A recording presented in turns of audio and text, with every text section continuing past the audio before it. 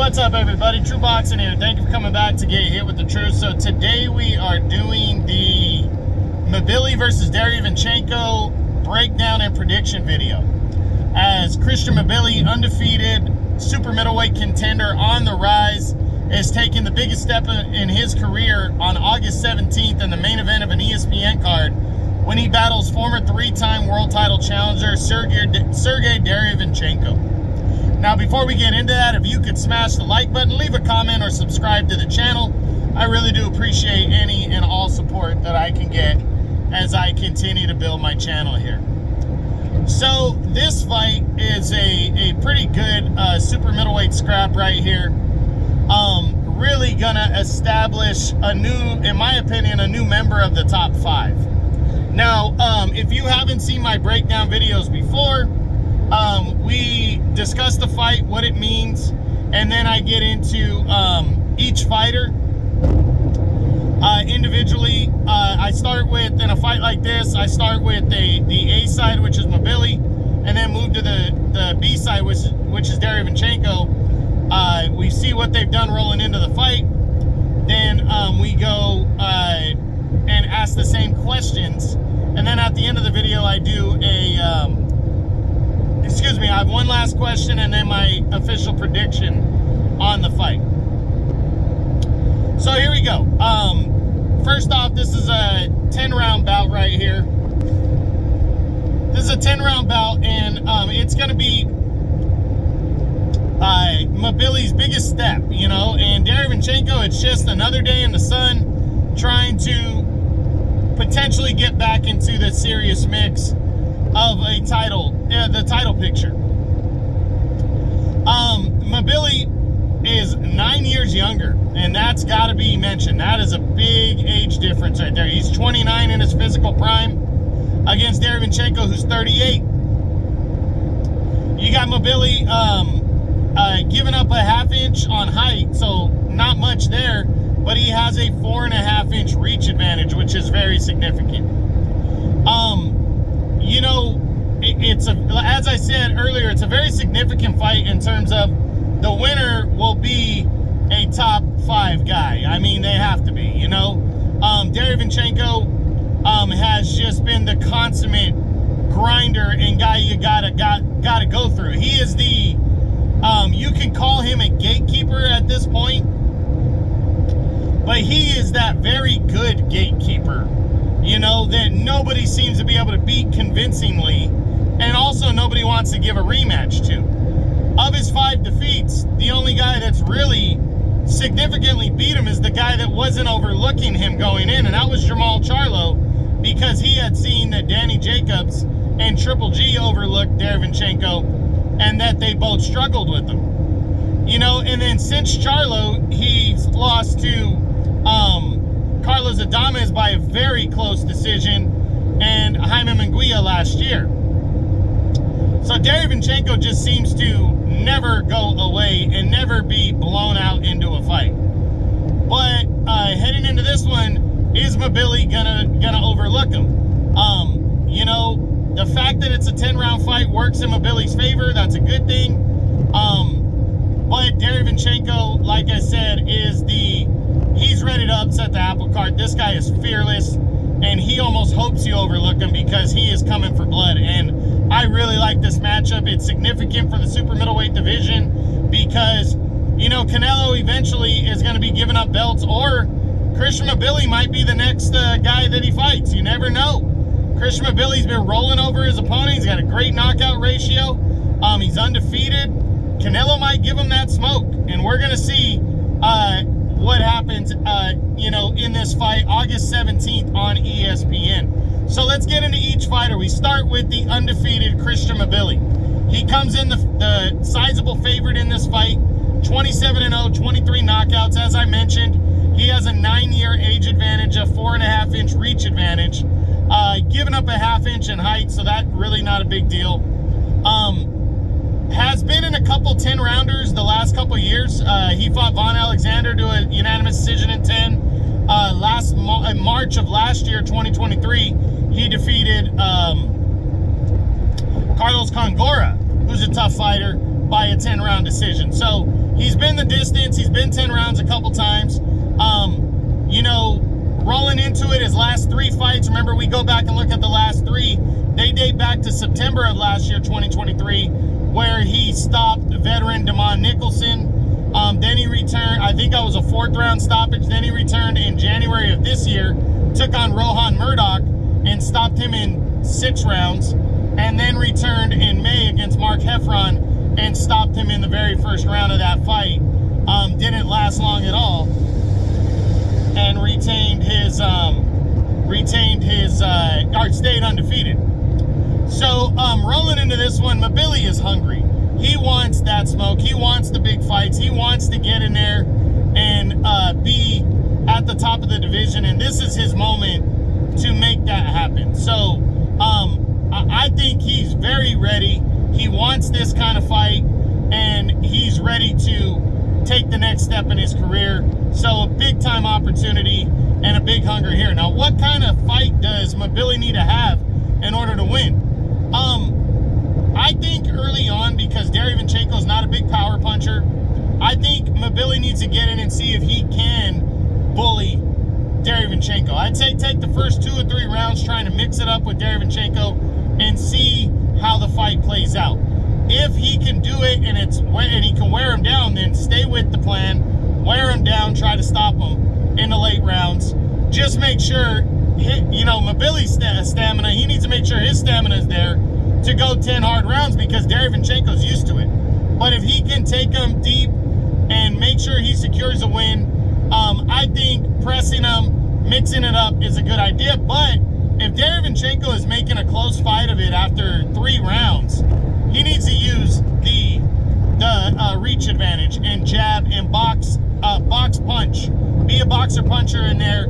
Use that significant reach advantage to gain an edge, to score points. You know, I think after 3 or 4 rounds, very potentially he could know, and his trainer could know, if this is going 10. At least by the 5th round, you know, after 5, is this going to be a stoppage win because he's dominating? Does he have a possibility of that? Or it's going to be 10 hard-fought rounds, and he needs to employ a new style in the second half. So that's what I think he needs to do to try to win this fight. Now, can Christian Mbilli win this fight by a knockout over Derevyanchenko? I think he can, but it's going to be more of a wear him down type fight. You know, Derevyanchenko has been in there against the best. You know, he's fought Carlos Adames, didn't get hurt, didn't get knocked down. He got knocked down in the last round against Jaime Munguia, who's a power puncher. Those are more recent fights. Prior to that, Jamal Charlo, who was a banger, couldn't knock him out. Triple G Gennady Golovkin, banger, couldn't knock him out. Danny Jacobs, power, couldn't knock him out. Derevyanchenko can take shots. I think the best chance is that if Derevyanchenko's finally gotten old, if that shows in this fight, then I think Mbilli can win by a wear-down type knockout. So I do think it's possible. Can Mbilli win a decision? My answer is yes. I think he can outwork Derevyanchenko and win a decision. Now, what is more likely for Mbilli if he's victorious over Derevyanchenko? Is it a knockout or a decision? I honestly think a decision is more likely, because Derevyanchenko's never been knocked out, and he just always packs a great chin. But I'm not ruling out the percentages that they are decent for a knockout by Mbilli. Now, what does a win mean for Christian Mbilli here?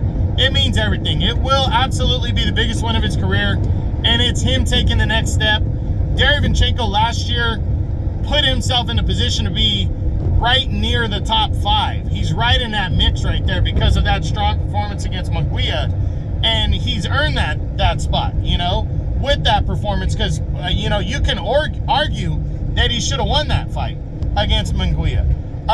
So, you know, a win for Mbilli over a potentially top 5 super middleweight is really going to be huge for him. It's going to put him right there knocking on a door to a title shot. So it means everything. Now, what does a loss mean for Mbilli? A loss is going to hurt Mbilli no matter which way you slice it. Excuse me, I'll tell you why.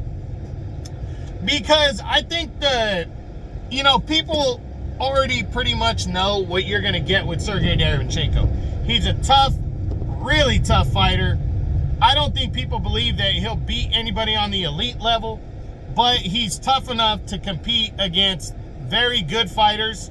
And I think people are just waiting to see if there's going to be a drop-off here for Derevyanchenko against a much younger Mbilli. But a loss hurts Mbilli either way, because he will have lost to a 38-year-old guy that people pretty much have an idea of how good he is. I don't think people are going to think that Derevyanchenko is going to move to the top of the super middleweight division and beat Canelo Alvarez or David Benavidez or Jaime Munguia in a rematch. Those are the top three guys, or maybe even Caleb Plant. He might give a couple of those guys a tough battle, but I don't think anybody thinks he's going to be the man. So the judgment's pretty much out about how good he is. We don't know how good Mbilli is, though. So if Mbilli, if he loses this fight, it's going to hurt him pretty bad either way. So a loss really hurts Mbilli here.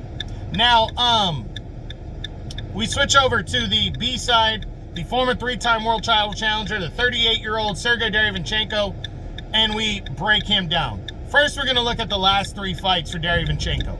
They date back to, I believe it's 2022, July of 2022, when he took on veteran journeyman Joshua Conley and got a clean 10-round unanimous decision in that fight. He was bouncing back from the 2021 loss, narrow loss to Carlos Adames at middleweight. So I think Conley was either his last fight at middleweight, or that might have been his debut at super middleweight. But be that as it may, he got the victory over Conley. Then he would return last year, I believe it was June or July of last year, when he took on Jaime Munguia and fought his ass off against Munguia in a Fight of the Year candidate. A lot of people thought that was the Fight of the Year. It was definitely top 2 or 3. Eyeball test for me, I might have given that fight to Derevyanchenko. It was close enough to call either way. He ended up losing a unanimous decision. Very close, though. The knockdown at the end of the fight for Munguia helped the score. But, Derevyanchenko came up short. But he returned in April and took on veteran journeyman Vaughn Alexander, a similar opponent, a fighter that Mbilli fought a couple years ago, and he scored a shutout 10-round unanimous decision there to stay, to bounce back from his 5th loss to Munguia. So for Derevyanchenko, the stamina's still there. He's still a competitive ass motherfucker. Yes, he's given up nine years to the younger, fresher Mbilli, but this guy has been there, done that. And the guy last year that just stood in there and fought his ass off against Canelo, the guy that beat him last, is currently narrowly defeated him. Now, do I believe Munguia was overlooking Derevyanchenko? Absolutely. But does that mean Mbilli's not going to overlook him? We don't know that. 4 of the 5 losses, guys have overlooked Sergey Derevyanchenko. If Mbilli is dumb enough to overlook Derevyanchenko, this could be a very close fight. Stylistically, Mbilli has a style that if Derevyanchenko can keep up, he can be in this fight. Derevyanchenko is very hungry. He's coming to win. He is not coming to be the opponent. That's the kicker here. So he has been here before. He's experienced. He's hungry. He's ready for this fight. Now, as we said, he's given up 9 years in age, a 4.5-inch reach advantage. That could play a role if Mbilli decides to use his reach. So what kind of fight does Derevyanchenko need to fight in order to beat Christian Mbilli? He just needs to see if Mbilli's willing to trade with him. Derevyanchenko's a grinder. He's a boxer, puncher, kind of, but this guy likes to brawl, but he does it. He sets up his punches systematically. That's why he's always in these fights. He needs to make sure he's ready for 10 hard rounds, like he always is, and in great shape. And he needs to come into this fight with the nothing to lose attitude, because realistically he has nothing to lose. get in there and see if Mbilli will mix it up with them. Get on the inside, work the body, I think, of Derevyanchenko. Work the body. If he can force Mbilli to fight 10 hard rounds, he might be able to pull off the upset here. So, can Derevyanchenko win this fight by knockout? The only way I see that happening is if he really puts Mbilli's stamina to the test by taking him into the deep waters and drowning him. Again, I said this works to Mbilli's advantage that it's a 10-round fight because he doesn't have to dig into those championship rounds. But he's only been 10 rounds twice. So, but for benefiting him, they've been recent. But those two fights, he didn't have to work that hard. If Derevyanchenko forces him to work really hard, you know, he might be able to wear him down and stop him. Unless Derevyanchenko just lands a money fucking punch with everything on it, I don't see him win. I don't see a one-punch type knockout. I think it's more a wear you down type knockout. I think it's possible, but not likely. Now, can Derevyanchenko win a decision? I think he can. I think if he can keep it close and he can test that stamina and just do what he does, grind it out, Derevyanchenko can win a decision over Christian Mbilli. Now, what is more likely? If Derevyanchenko were to pull off the win, what is more likely? A decision win over Mbilli or a knockout win over Mbilli? And I think it's more likely a decision win, especially with it being a 10-round. So, what does a win mean for Sergey Derevyanchenko? Well, it means a lot. He can tie off his career finally by getting like that real hardcore signature win. That's the thing. All the fights that he's been in that have been close, those have been the biggest fights of his career, but he's lost all those fights, you know? I think his biggest win was probably the victory over Jack Colkay to earn the shot with Triple G. You know, he comes in and he almost beats these guys, but he can't seem to beat these guys. If he can knock off a serious, undefeated, young super middleweight that everybody's projecting to be the real deal, then that would be the signature win of his career. It will put him back in title contention, you know, in a more serious way, and it'd be really good for him. So a win means a lot to Sergey Derevyanchenko. Now, what does a loss mean for Derevyanchenko? Well, here's the thing. It doesn't mean it's not really going to hurt him, in my opinion. Even if he gets blown out, The only way it hurts him different from him fighting really hard and losing a close fight is if he gets blown out, you know he's not near the top level anymore. Right now, you can still argue he's near the top because because of his performance against Munguia, who just fought at the top and put up a spirited fight against Canelo.